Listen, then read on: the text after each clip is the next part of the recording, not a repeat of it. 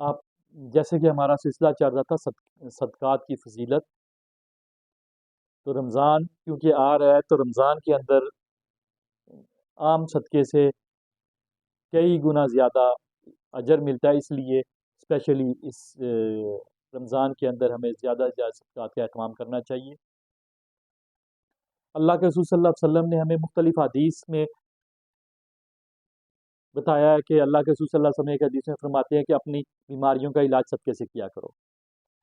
फिर फरमाया कि अल्लाह के रसूल सल्लल्लाहु अलैहि वसल्लम ने कि मैं कसम खाता हूँ कि सदका माल को कम नहीं करता, बढ़ाता है। फिर अल्लाह के रसूल सल्लल्लाहु अलैहि वसल्लम ने मुसीबतों को टालने के लिए, बलाओं को टालने के लिए रद्द बला जो है सदका को कहा है। तो बुखारी शरीफ की एक हदीस आपको मैं एक सुनाता हूँ कि हम अपनी ज़िंदगी के अंदर बड़े ख्वाहिशमंद होते हैं कि कोई हमें दुआ दे दे, हमारे लिए कोई दुआ करे। हम खुद तो करते ही हैं, लेकिन ख्वाहिश होती है कि दूसरा कोई करे, क्योंकि जब दूसरा कोई आपके लिए दुआ करता है तो वो कबूल होती है। और क्या ही खूब बात हो कि हम किसी इंसान से दुआ की उम्मीद ना करें, बल्कि फरिश्तों की दुआ लें। और वो कैसे करें, वो आपको बताता हूँ।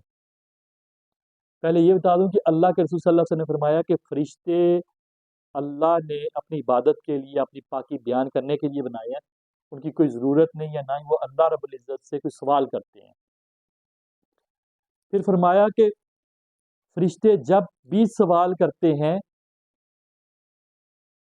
तो वो रब उनको लाजमी अता करता है, उनको इनकार नहीं करता। फरिश्ते की दुआ लाजमी सुनी जाती है। और फरिश्ते हमारे लिए कैसे दुआ करेंगे, ये आपको मैं बताता हूँ। बुखारी शरीफ की हदीस है कि अल्लाह के रसूल सल्लल्लाहु अलैहि वसल्लम ने फरमाया कि हर रोज दो फरिश्ते आसमान से उतरते हैं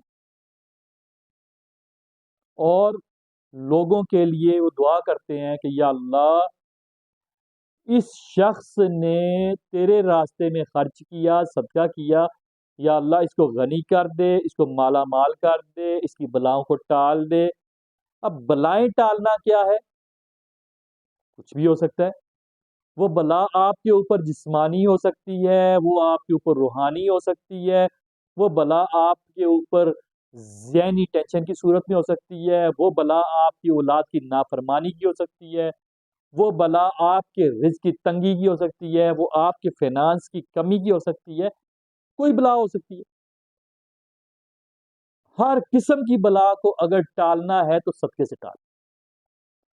तो अब ये फरिश्ता दुआ क्या करता है कि या अल्लाह, इसने तेरी राह में खर्च किया, इसको गनी कर दे।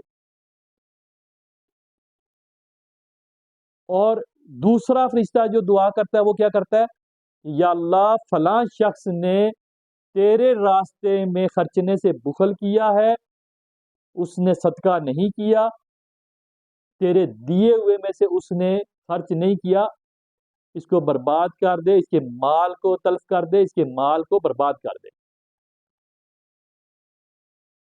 कितनी बड़ी अहमियत है कि अल्लाह के रसूल सल्लल्लाहु अलैहि वसल्लम ने फरमाया कि फरिश्ते रोजाना आपके लिए दुआ कर सकते हैं, और वो तब जब आप रोजाना सदके से अपने दिन का आगाज करें। तो इसकी बड़ी मिसालें मौजूद हैं। हमने बहुत से लोगों के साथ जब उनकी तरबियत करते हुए ये बातें बताई, तो एक शख्स का एक कारोबार था, एक दुकान थी कपड़े की। उससे मैंने मशवरा दिया कि भाई बात सुन, तू बार बार कहता है कि मैं फकीर हो गया हूँ, मैं किराया नहीं निकाल सकता, मेरा घर नहीं चल रहा, मैं बड़ा परेशान हूँ। तो एक काम कर, सदका निकालना शुरू कर और अपने कारोबार के अंदर अल्लाह रब्बुल इज्जत को पार्टनर बना। उसने कहा कि वो कैसे? मैंने कहा कि अपने पास एक गुल्ला रखो, उसके अंदर जब एक कपड़े का पीस बेचो तो तय कर लो कि इसमें मैंने इतने पैसे डालने हैं, एक रकम प्रॉफिट में से तयन कर। उस शख्स ने ऐसा ही किया।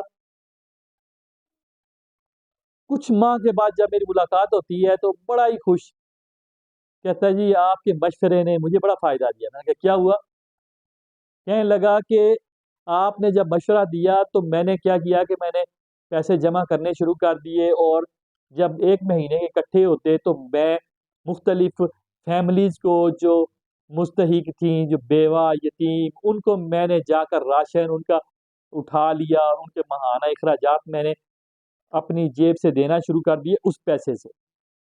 नतीजा ये हुआ कि मेरा इतना कारोबार बढ़ गया है कि मैंने इस दुकान को खरीद लिया है, जो कि किराया मैं पूरा नहीं कर पा रहा था।